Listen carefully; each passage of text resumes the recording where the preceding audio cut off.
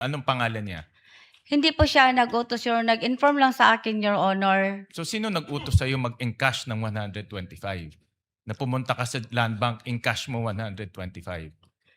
Kasi paano po ako makabigay kay Colonel Lachica, Your Honor, kung hindi ko Hindi po nga, i-encash Hindi, ang... in-inform kayo may cash, pero sino nag-utos sa inyo i-encash?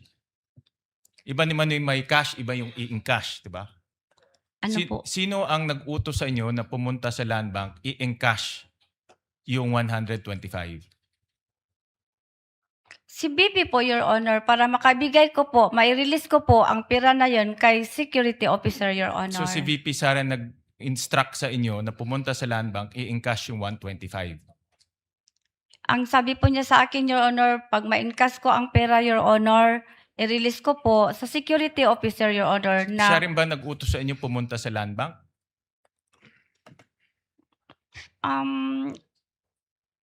basta yun po, paano ko po ma-encash, paano ko po maibigay ang pera, Your Honor, kung hindi po ako magpunta sa land bank, Your Honor?